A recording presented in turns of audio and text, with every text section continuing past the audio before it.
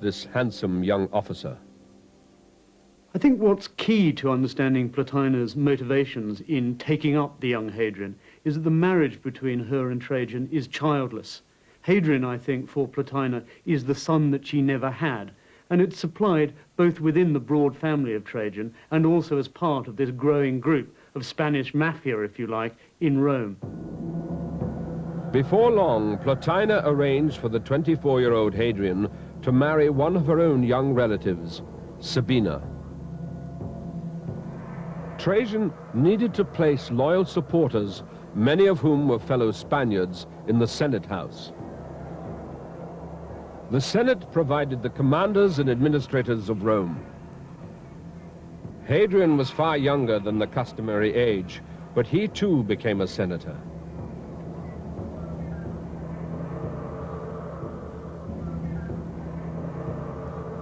Trajan's popularity rested on military success. In AD 101, he led his legions across the river Danube to invade the fertile valleys of Dacia, modern Romania. Hadrian received orders to join the campaign.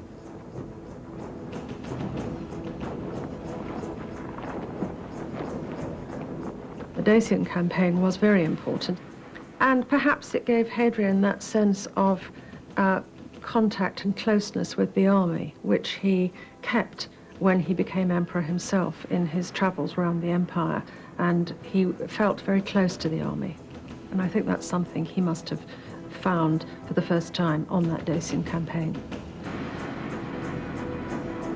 The Dacian Wars militarily are the making of Hadrian. In the Second Dacian War, he leads the First Legion Minerva into battle. That clearly impresses Trajan and clearly marks Hadrian out as one of the best generals of the time in the Roman Empire. Hadrian proved himself a fine commander. He cut a swathe through enemy tribes, leaving a trail of destruction. He was rewarded with the governorship of Lower Pannonia in modern Hungary. In 108, at the age of 31, Hadrian was elected one of Rome's two consuls, its annual political leaders. He was 11 years too young for the post, but with the backing of his cousin, the emperor, he could ignore the bitter complaints that echoed through the Senate house. Meanwhile, the success of the Dacian campaigns had fueled Trajan's military ambitions. In 113, he launched an attack on the major threat to Roman power in the east, the Parthians.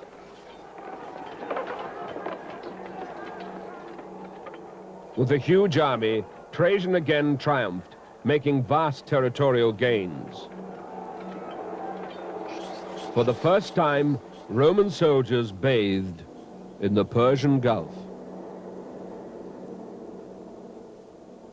Hadrian again shared in the success.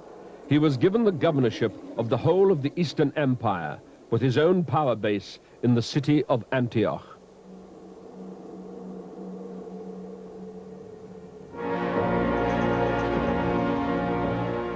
Suddenly, the 64-year-old Emperor Trajan suffered a stroke and died.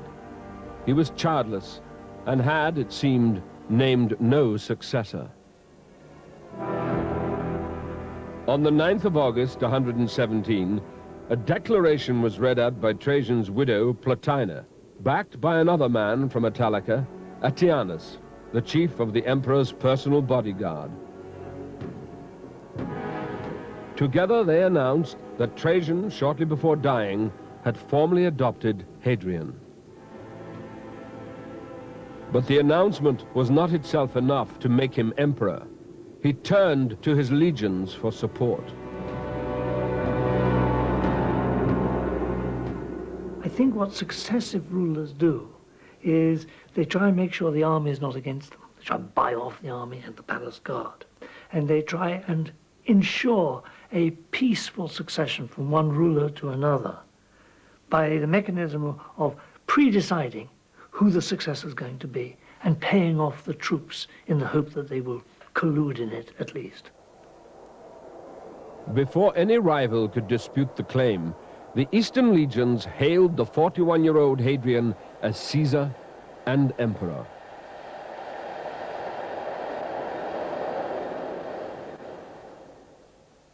He claimed that there was nothing about war or peace that he did not know. Cassius Dio. As emperor, Hadrian would now rule all the lands that surrounded the Mediterranean. The responsibilities would be enormous. It's very easy for us to imagine that a government has a blueprint of what it will achieve in its term of office, and that this must attach to Roman emperors. I don't think they quite think of it that way. I think they think the function of government is essentially to ensure peace, to defend the frontiers, to have a fair system of justice, and to provide people supplied with the basic necessities of life. But not to be changing things all the time, or producing white papers or green papers or blueprints for change. Hadrian, still in Antioch, wrote to the Senate in Rome, asking it to confirm him as emperor. He promised to respect senatorial privileges and never put a senator to death. The Senate relented, knowing the powerful Eastern legions had already chosen Hadrian. Soon afterwards, Hadrian stunned Rome by taking a momentous and far-reaching decision. The empire should expand no further.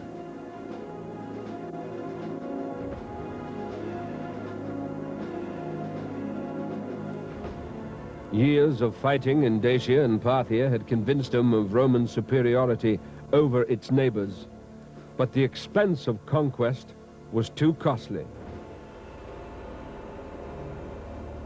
Hadrian's policy of retrenchment and of securing the external boundaries, partly by fortification, seems to me to make absolute sense.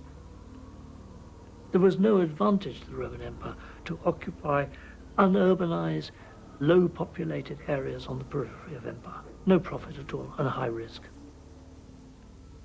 We could look at, if you like, Trajan and Hadrian as two different attempts at handling the same problem.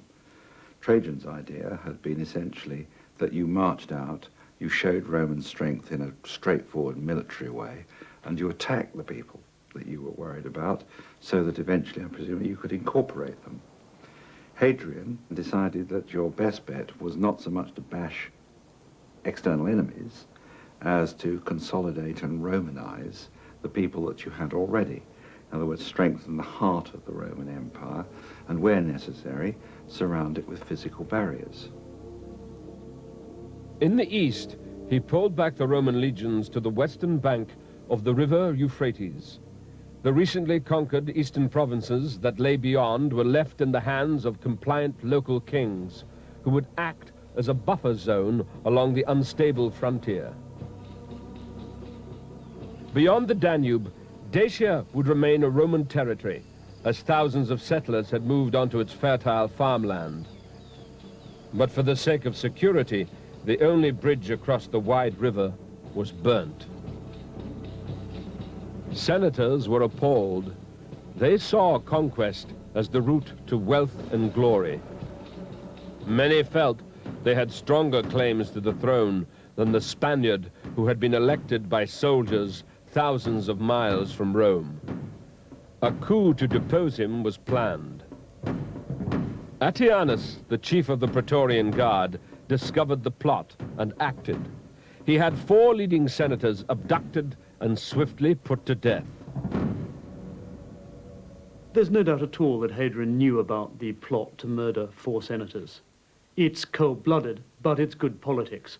What every emperor must do at the beginning of the reign is to eliminate opposition. Hadrian did that deftly. It's not nice, but it secured his power base. The Senate had been subdued.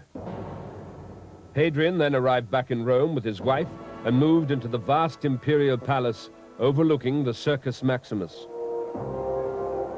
Hundreds of servants, slaves, and court officials were at his beck and call. Here, he considered his next move. Hadrian was Rome's 14th emperor, and it had become expected on election for there to be extravagant popular measures.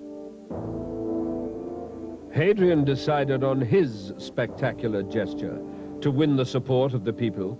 In the Forum, he built an enormous bonfire onto which were thrown the lists of all unpaid taxes and debts to the treasury. The public celebrations continued with lavish games and gifts. In Rome, in addition to popular entertainments of unbounded extravagance, he gave spices to the people in honor of his mother-in-law. And in honor of Trajan, he had essences of balsam and saffron poured over the seats in the theater. The Augustan Histories. Rome was pacified, but Hadrian's real concerns lay far beyond the city walls, on the frontiers.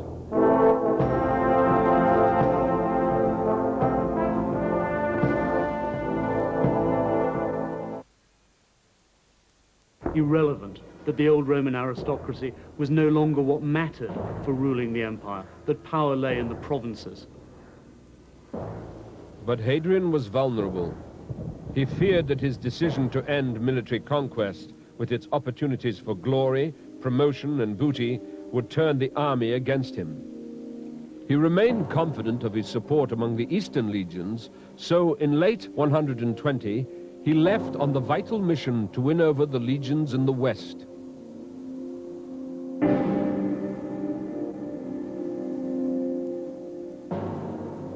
Hadrian traveled across the Alps to the legionary camps on the Rhine, the key frontier with the German tribes. He toured each one, determined that his armies should remain fully occupied, fit for battle, and loyal to their emperor. Hadrian had no hesitation in exercising ruthless discipline.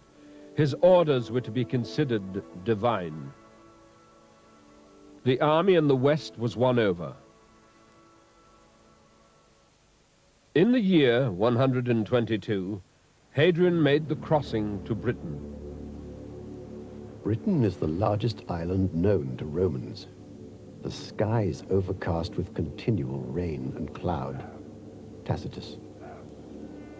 Julius Caesar had been the first Roman to visit the island over 170 years earlier, and the Emperor Claudius had begun its conquest in AD 43.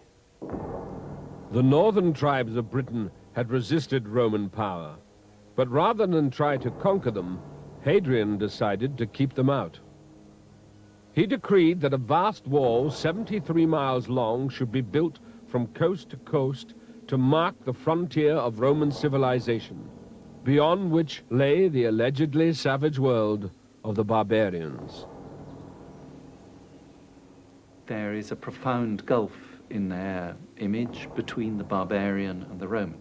That's a gulf that has already been drawn by the Greeks, who invent the term barbarian, which merely means someone who can't talk Greek, who says bar, bar, bar, bar, a load of rubbish.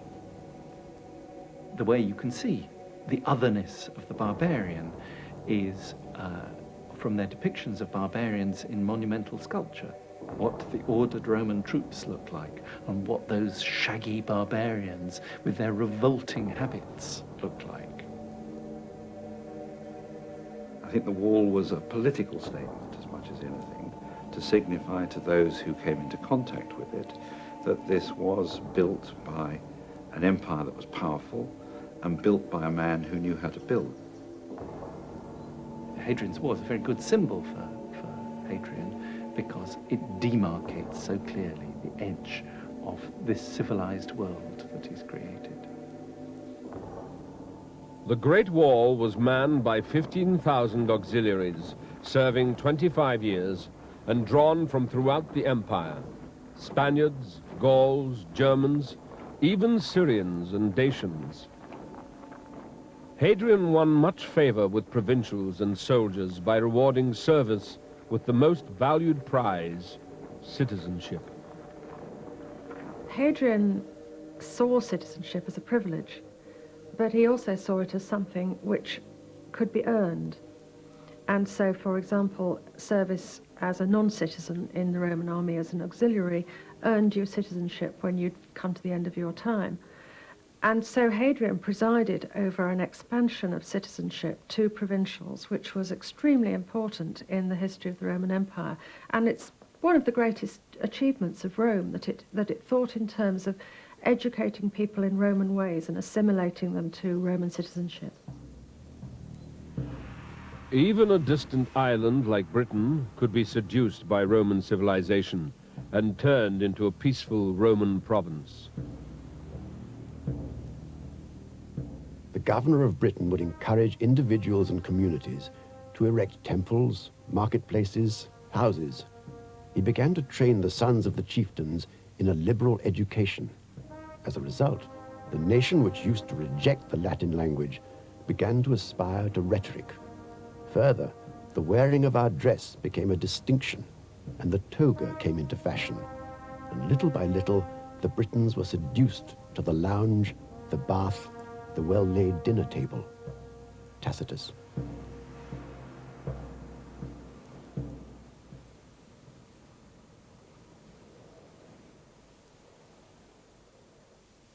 Within his heavily defended frontiers, Hadrian hoped that the benefits of Roman civilization would bring lasting order throughout the empire.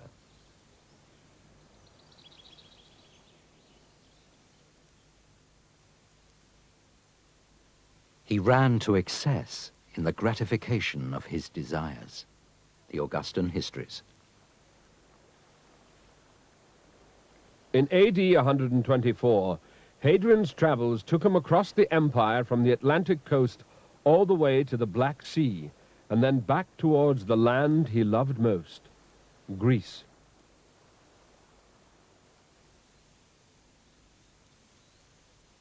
As a young man, his love of Greek culture had earned him the nickname the Greekling. Even his carefully trimmed beard and his hair curled with tongs were modeled on classical Greek culture. This radical departure from the clean-shaven days of the past set the imperial style for decades.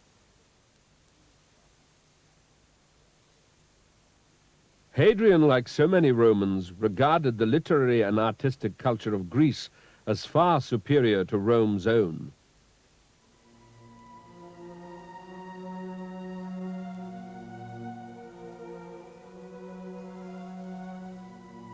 This love of Greece was intensified by a passionate affair of the heart. Hadrian was in love with a young man from near the Black Sea called Antinous.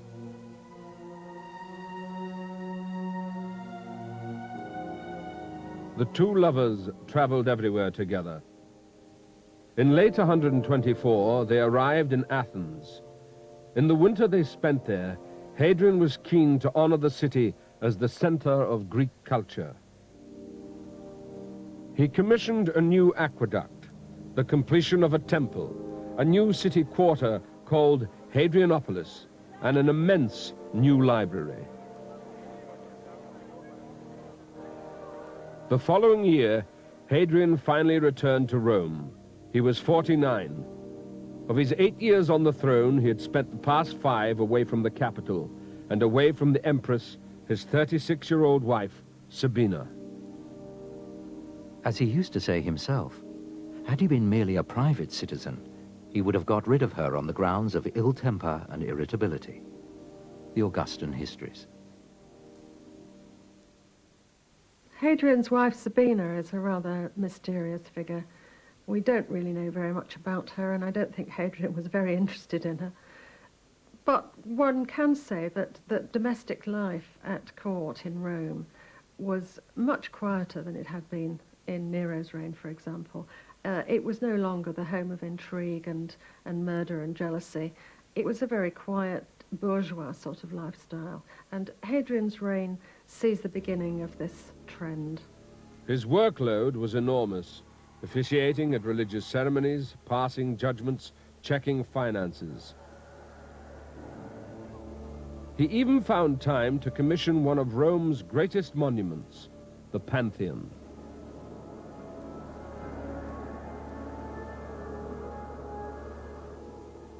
He reserved his evenings for scholars and orators, trying to score academic points over the most famous Roman and Greek intellectuals.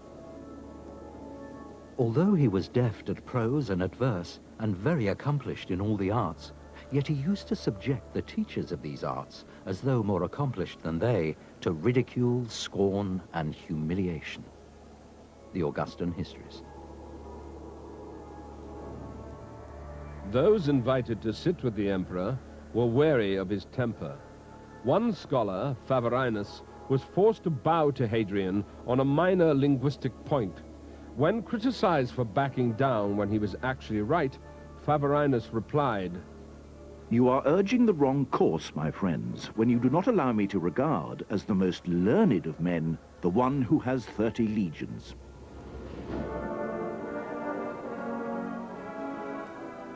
It was not long before Hadrian's attention was called away from intellectual pursuits, and he prepared once more to tour the empire and enjoy the glories of his Roman peace.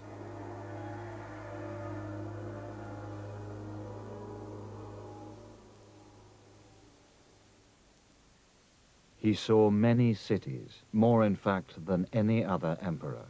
Cassius Dio. Hadrian had been in the capital for less than a year before resuming his tours of the provinces. As well as making sure the legions remained loyal, he was determined to make his mark on the cities of the empire. At first sight, it's convenient to think of the Roman Empire as one single blob governed by Rome.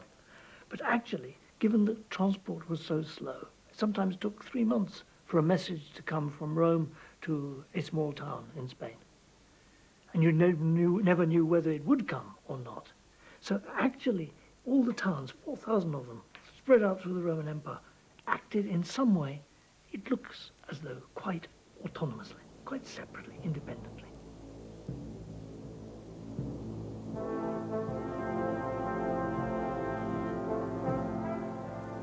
As he went from city to city, the emperor and his retinue brought far-flung parts of the empire a sense of belonging to a common world.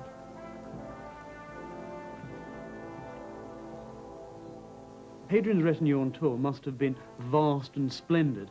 One must have been able to see Hadrian approaching a city by the dust cloud long before Hadrian arrived. And of course, included in that would have been his wife Sabina and her court, and also Hadrian's friend Antinous.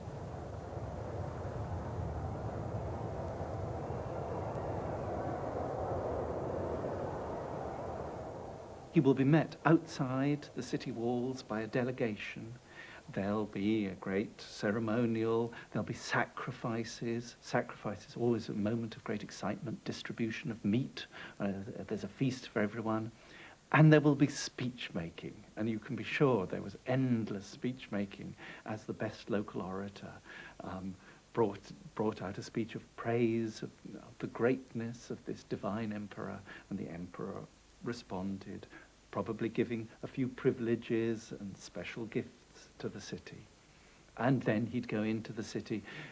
They would doubtless have done their best to buzz the city up, to reface some buildings, and almost certainly to dedicate a building in his honor. New temples, statues, and inscriptions proclaimed Hadrian as restorer, benefactor, liberator, redeemer of the universe, divine savior of the world.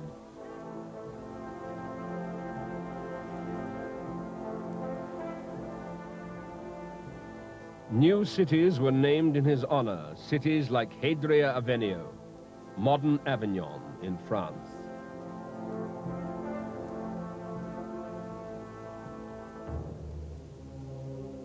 In AD 130, after having traveled through North Africa, Italy, the Near East, and the Middle East, he arrived in Egypt. When Hadrian visited Egypt, for example, he would have behaved just like a modern tourist. He would have been taken to Egyptian temples by guides. He would have had people trying to sell him things.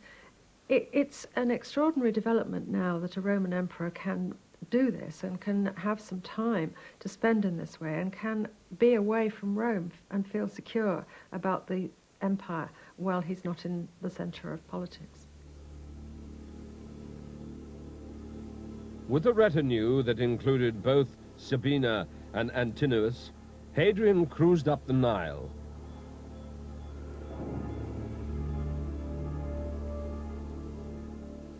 At Thebes, the royal party were shown ancient sites. On some, they even carved graffiti.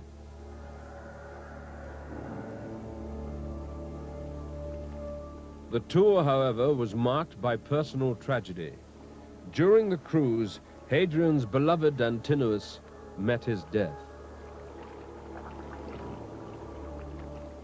Antinous' death was a boating accident. He slipped on the edge of the Nile, got caught in reeds and drowned. Hadrian was, of course, devastated.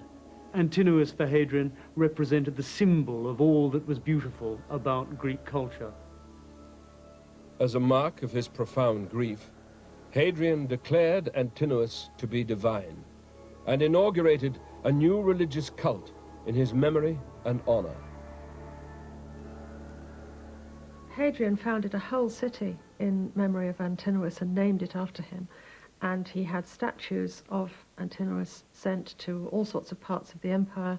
He wanted people to know about it, and he wasn't ashamed of it. It wasn't something that he felt he had to conceal. It was something he was proud of.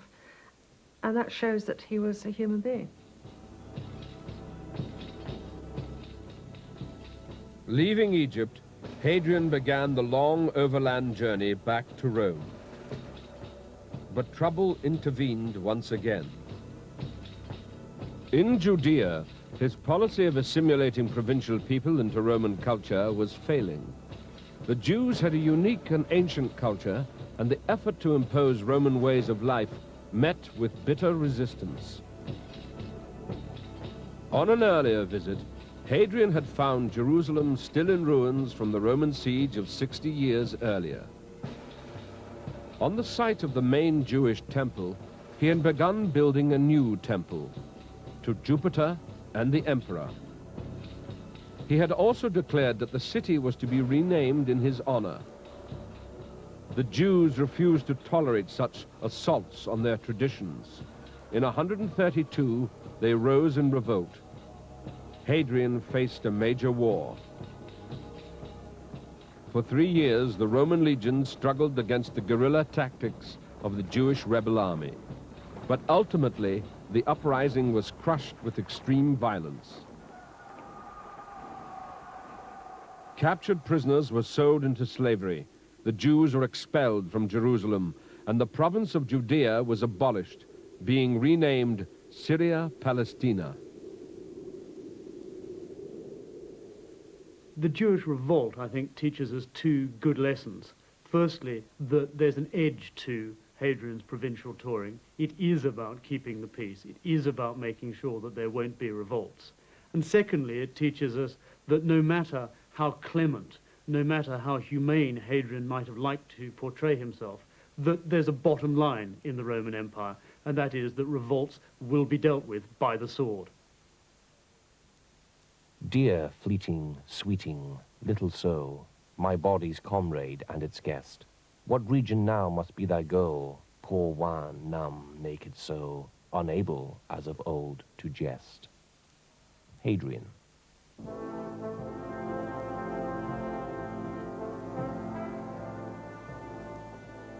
Hadrian returned to Rome in early AD 134. Aged 58, he had traveled many thousands of miles. 13 of the past 17 years had been spent visiting the provinces. The time had come to settle into his specially built villa at Tivoli, a few miles east of Rome.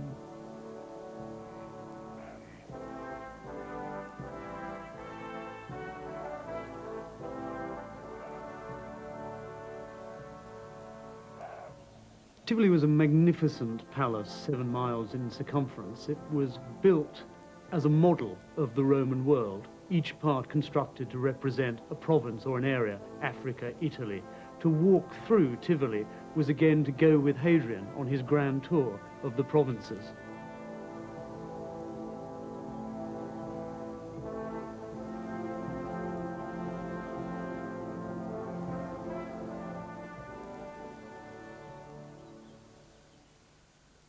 It's nice to think of Hadrian's villa as somehow an expression of his character. It's certainly an expression of his fascination with architecture. It's extraordinarily hard to understand because it's so diffuse. There's so rambling, so widespread, so much in it, so much that serves so little purpose.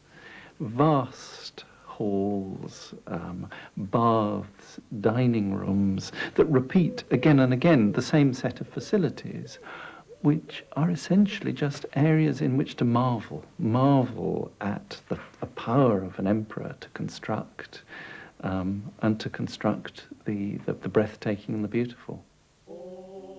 In AD 135, Sabina died, and Hadrian's own health began to decline, possibly from tuberculosis.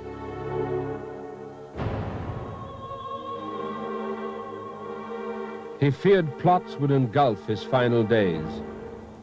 The arrest of some suspected senators earned him renewed hatred, but most opponents remained passive. They knew their emperor was dying. He now began to be sick, for he had been subject even before this to a flow of blood from the nostrils, and at this time it became distinctly more copious. Cassius Dio. Hadrian, with no children or close male relatives, decided the best choice as successor would be a 51-year-old senator called Antoninus. All emperors worried about the succession, and it's one of the curiosities of the Roman Empire that very few of them had a secure succession to hand on, because they, on the whole, lacked sons of their own, and as Hadrian did. So it was very important for them to secure a peaceful and stable succession. Hadrian did his best.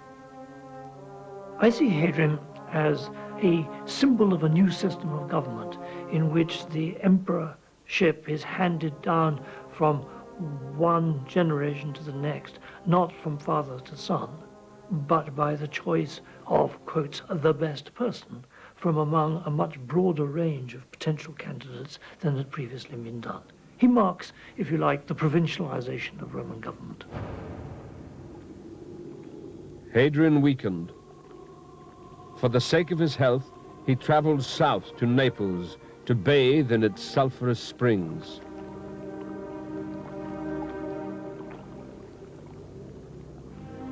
But on July the 10th, AD 138, still at Naples, Hadrian died. He was 62. Noble ladies intone hymns to a sad, solemn tune. Then the remains are put in a wooden structure, like a pyramid. Spices, incense, perfumed fruits and herbs being heaped around it. After ceremonies, a torch is thrown. Flames soon begin to devour the whole building. At this juncture, an eagle rises into the air from the highest story and carries the soul of the dead emperor to heaven. From that moment, he partakes of the honors of the gods. Herodian.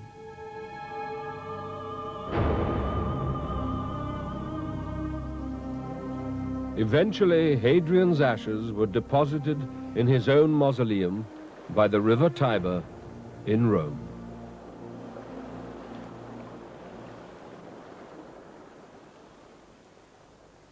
Hadrian seems to me an important figure because he did not have the prejudices of a Roman of Rome, if you like.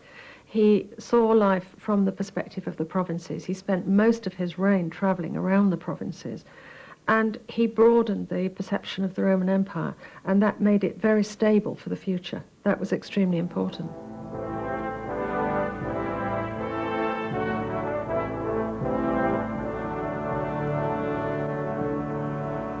Undoubtedly, in the 1st century AD, everything is concentrating resource-wise. Everything's being sucked inwards from the provinces to Rome.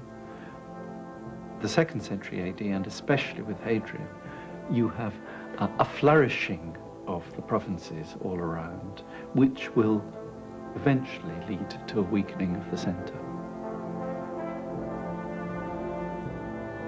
Hadrian brought the empire a new stability, a stability based on strong frontiers and a well-trained army. As Rome moved towards a golden age, it needed emperors of Hadrian's ability.